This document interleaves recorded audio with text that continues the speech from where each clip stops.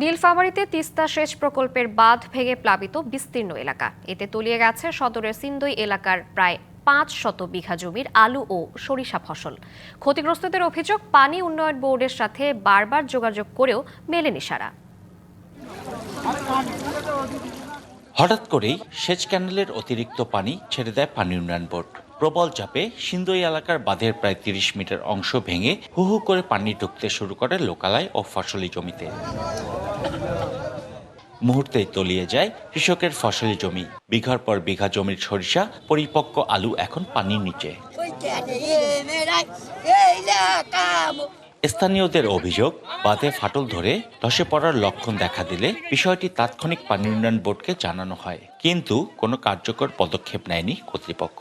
পরে বাঁধ ভেঙে গেলে তারা নিজ উদ্যোগে মেরামতের চেষ্টা করলেও পানির তীব্রতায় তা সম্ভব হয়নি। ফোন দিলাম পানি উন্নয়ন বোর্ডের কর্মকর্তাকে যে ভাই আপনারা আসেন, এখানে একটু গর্ত হয়েছে, কিন্তু ওনারা আসলো না। আসতে আসতে প্রায় 1 ঘন্টা। অনেক চেষ্টা করছি বন্ধ করার জন্য, কিন্তু বন্ধ করতে পারিনি। তারপরে ভাঙার পরে পানি উন্নয়ন বোর্ডের লোকজন আইছে।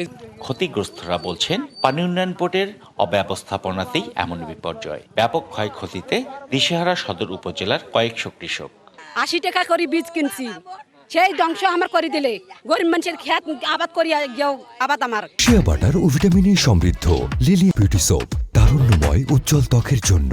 রিমার্ক, আমার জমির পরে এক মাথা মাটি হয়েছে, আমার 5 পর মাটি, যেটা কিনা আলু গাড়া আছে।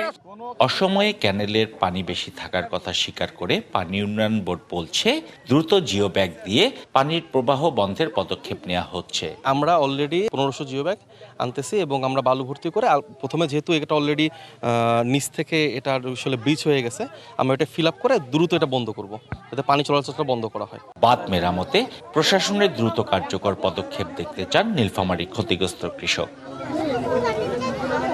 ওয়ালি মাহমুদ সুমন, ডিবিসি নিউজ, নীলফামারী।